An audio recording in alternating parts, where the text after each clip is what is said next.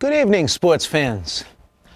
We forget in the annals of the sad sack New England Patriots, of course I'm talking to anybody that's over the age of 30 or maybe even 40 because most people don't remember what it was like.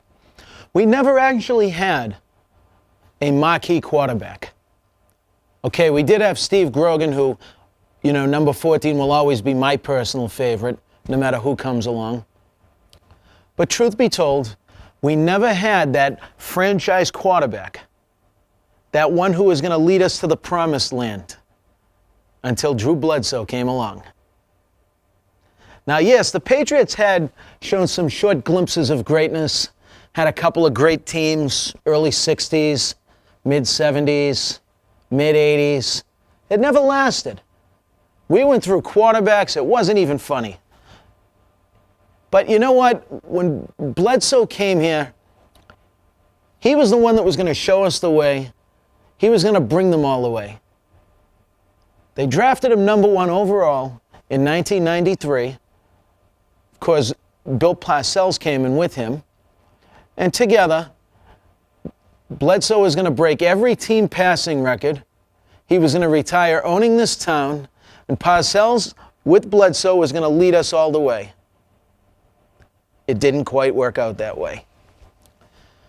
Yes, by the end of Drew's career, he turned out okay. Didn't he? 250 touchdowns, 44,000 plus passing yards, 4 Pro Bowls. He was actually the youngest player ever to make the Pro Bowl at 22.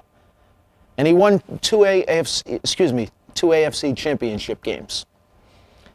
At the end of his rookie season, they even won 4 in a row. They set the stage for this greatness that we were about to, we had it right here. They made the Super Bowl in 1996. We thought everything was going to be great. Parcells was going to the Hall of Fame. Bledsoe was going to lead us to a couple of Super Bowls. Didn't quite work out that way. Truth of the matter, Drew was destined to become a very good quarterback. He held the ball too long, too many mental mistakes, didn't show enough emotion. Remember those very stoic press conferences where he would stand there and say, I have to play better. Ultimately, he never was able to. But you know what? He never complained. That's my main thing about him. Never once did he stand on that podium and throw his offensive lineman under the bus. Never did he say, I have nobody to throw to. I don't have any receivers. He did not complain. He simply stood there and said, I need to play better. Ultimately, he never did. When Mo Lewis devastated him in week 2 of the 2001 season, he never started another game here. Was that unfair? Many people thought so. There were a lot of people who wanted Drew to get his job back. I was one of them. I thought that Drew was this great teammate. I rooted for him like I rooted for the team. And I thought Brady was a system quarterback. Wow, was I wrong. And wow, were you wrong if you thought Bledsoe should have got his job back. I'd say by now Brady's proven that, like I had said earlier, Brady did lead us to the promised land. The glimpses of greatness that they've shown us became commonplace with Brady at the helm. And, unfortunately, Drew got sent packing, and Brady does own this town.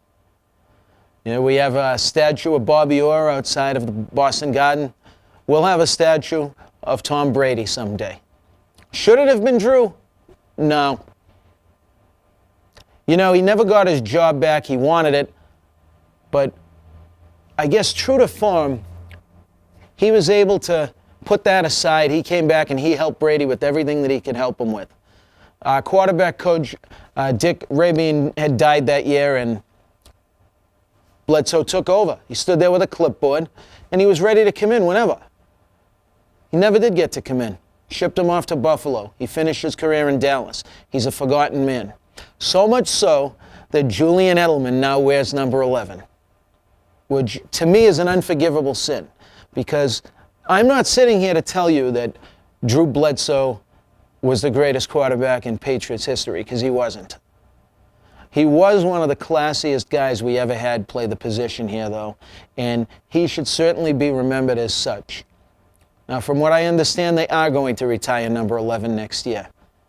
And Edelman will have to find another number, which is good because, you know, Bledsoe deserves to be the last number 11 to play for the Patriots, and I look forward to cheering him on when he finally does get his day in the sun.